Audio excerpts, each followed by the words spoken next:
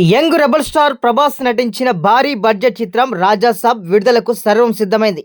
అయితే ఈ cinema ticket ధరలు, బెనిఫిట్ షోల విషయంలో తెలుగు రాష్ట్రాల మధ్య భిన్నమైన పరిస్థితులు నెలకొన్నాయి. ఆంధ్రప్రదేశ్లో ప్రభుత్వం నుంచి భారీగా వెసులుబాటు లభించగా, తెలంగాణలో మాత్రం ప్రభుత్వం ఇంకా మీనమేషాలు లెక్కించడంపై సినీ వర్గాల్లో తీవ్ర చర్చ జరుగుతోంది. ఏపీ ప్రభుత్వం ఇప్పటికే రాజాసాబ్ సినిమాకు సంబంధించి క్లియర్ ఆర్డర్స్ ఇచ్చింది. అక్కడ ప్రీమియర్ షోలు, బెనిఫిట్ షోలకు అనుమతి ఇవ్వడమే కాకుండా టికెట్ ధరల పెంపునకు కూడా గ్రీన్ సిగ్నల్ ఇచ్చింది.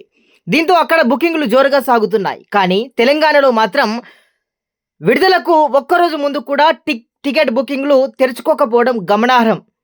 టికెట్ ధరల పెంపుపై గతంలో సింగిల్ బెంచ్ ఇచ్చిన స్టే రాజాసాబుకు వర్తించదని, ప్రభుత్వం దీనిపై నిర్ణయం తీసుకోవచ్చని హైకోర్టు డివిజన్ బెంచ్ స్పష్టమైన ఆదేశాలు ఇచ్చింది.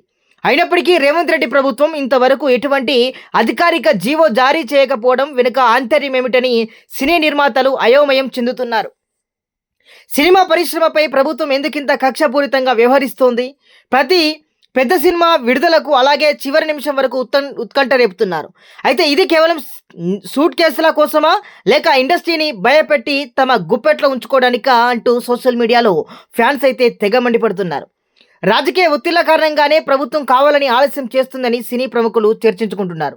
రేపు విడుదల కానున్న సినిమాకు ఇంతవరకు రేట్లు ఖరారు కాకపోవడంతో పంపిణీదారులు, థియేటర్ యజమాన్యాలు కూడా తీవ్ర నష్టపోయే అవకాశం ఉందని కూడా ఆందోళన వ్యక్తం చేస్తున్నారు.